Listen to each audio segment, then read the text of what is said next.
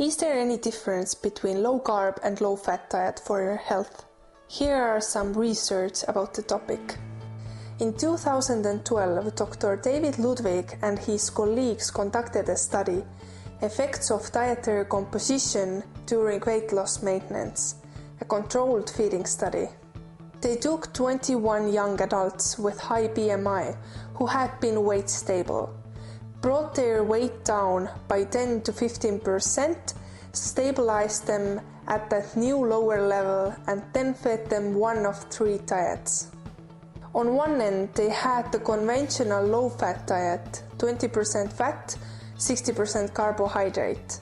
The other end was the classic Atkins diet, with a whopping 60% fat. In the middle there was the Mediterranean. They called it a low glycemic index diet. So they analyzed 3 different fat level consumption, 20%, 40% and 60% of fat. They fed them everything they ate, a 7-month protocol. During the key points where they collected the data, they admitted them to the hospital so they could not only feed them but could keep them under 24-hour-a-day observation to prevent people from sneaking off and having a bacon double cheeseburger.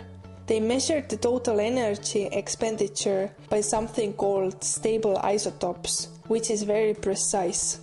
They found the total energy expenditure, the total number of calories being burned, plumbed on the low-fat diet. It dropped by more than 400 calories a day. It's a big drop. 400 calories is equal to the energy in an hour of moderately vigorous activity. That's going to be a bad predictor for weight gain. A low-carb diet saw no significant decline in energy expenditure at all.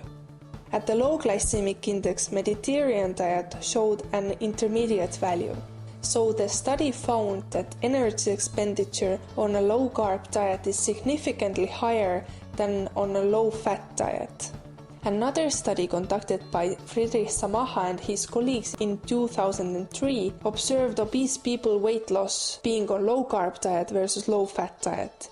132 individuals with severe obesity were randomized to either a low-fat or a low-carb diet. Many of the subjects had metabolic syndrome or type 2 diabetes. The low-fat dieters were calorie restricted. Study duration was 6 months.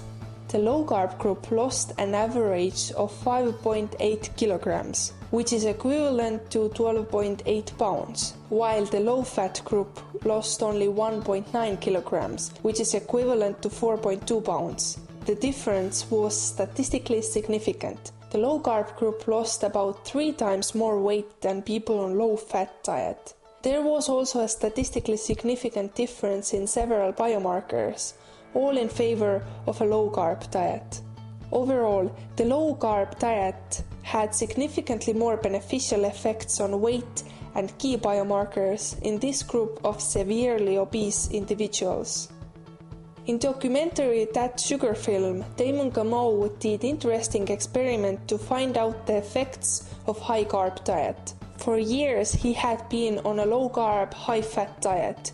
His diet consisted of 50% of healthy fats, 26% of protein and 24% of carbohydrates, and his health was qualified as above average. In the documentary he switches his diet to typical Western diet and starts to consume 40 tablespoons of hidden sugars a day for 60 days.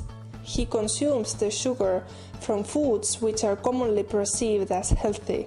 They can be added like jam or naturally occurring like sultanas.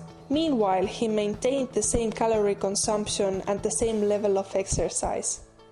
The results were shocking. He gained 8.5 kilograms, added 7% to his total body fat, and he increased his weight measurements by 10 centimeters.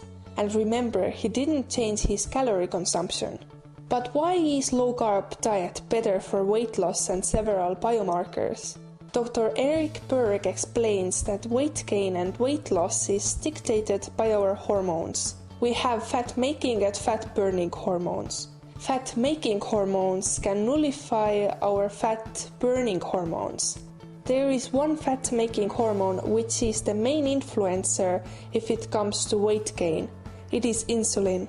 Insulin is the hormone that regulates blood sugars. It lowers sugar in the blood by converting everything to fat. And insulin is triggered by sugar.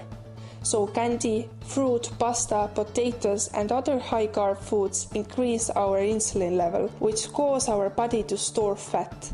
That explains why people lose more fat on low-carb diet.